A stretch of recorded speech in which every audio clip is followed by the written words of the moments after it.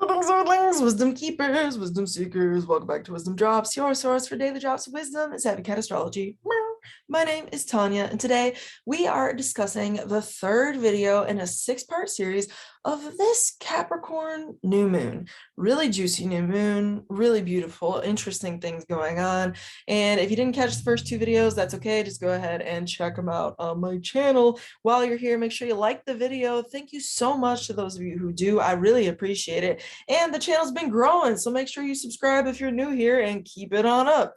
With that said, let's jump on into it.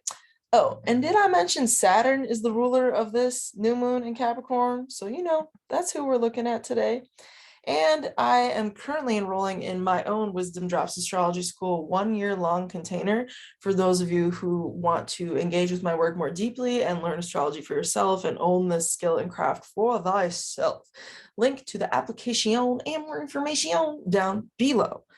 All right, so Saturn, 12 degrees is this dispositor of this, interestingly enough, 12-degree new moon in Capricorn. However, that 12-degree Saturn is in the next sign, Aquarius, which is this little blue squiggle, squiggle, squiggle, squiggle right there. Okay, so we have here the dispositor or the planetary ruler of Capricorn being Saturn, and at the same time that we're witnessing it at 12 degrees, him, her, right? Saturn goes both ways.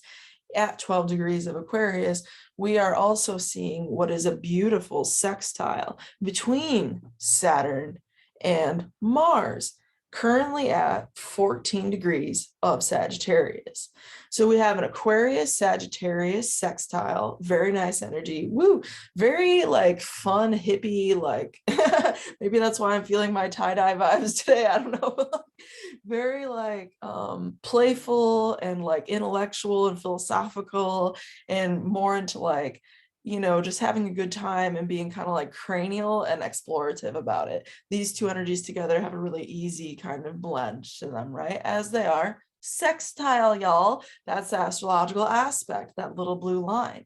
And if you're lost in glyph outer space, see here Mars with a circle and an arrow at 14 degrees of that little arrow sign there, Sagittarius. Okay, back to Saturn at 12 degrees of Aquarius.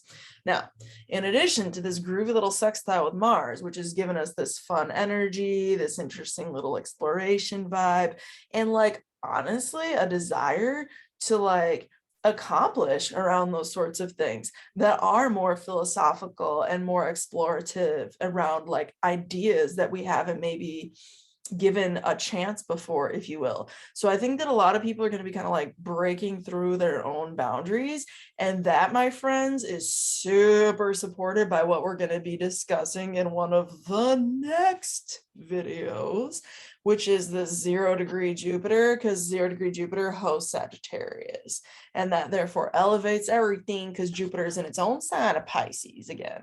Once again, freshly so at 0 degrees. Alas, we are back at Saturn, because that's this video. At the same time that Saturn's in that sexy little sextile, though, she is also all up in this like, ooh, that's a 10 square with Uranus, okay? So Uranus at 10 degrees over here in Taurus. Again, if you're lost in outer glyph space, there's Uranus, there's Taurus, there's 10 degrees, okay? Uranus at 10 degrees of Taurus, okay, in a square with fancy here Saturn, okay, at the same time. So what does that mean? Well, a square is a different vibe than a sextile, that's for sure. And this has been ongoing. This has been so ongoing. We have literally been dealing with this energy, okay, for a minute. Saturn square Uranus. That ain't nothing new. So at the same time, it ain't nothing new. It is, because Uranus is innovation.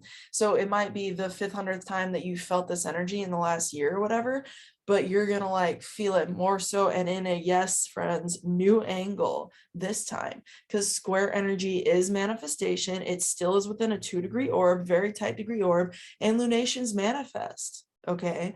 So new moons manifest. And that's what we're seeing within that 2-degree orb, okay, range of influence. So there is a certain explosiveness, unpredictability, still kind of in the air. You know what I'm seeing is like sparks in the air. There's just like sparks. And I mean that for better and worse. Like it just depends. And I don't even mean sparks like sexual sparks. I mean, which, hey, there's Venus and Pluto still conjunct. So yeah, I guess I do.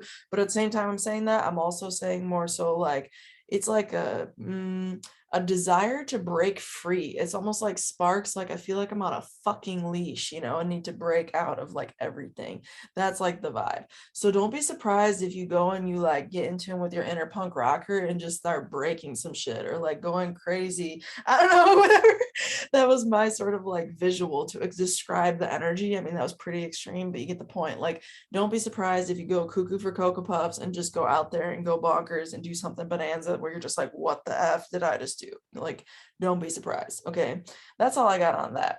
So this has already gotten a little bit long. Make sure you like this video if it brings you any value whatsoever. Thanks to all of you who do. If you want to learn astrology for yourself, make sure you check out my stuff down below that I'm offering for astrology school. And if you're new here, subscribe and share with a friend. Thanks, y'all. Through next time. Until next time, stay tuned for the next groovy video, and may the stars be with you. Peace.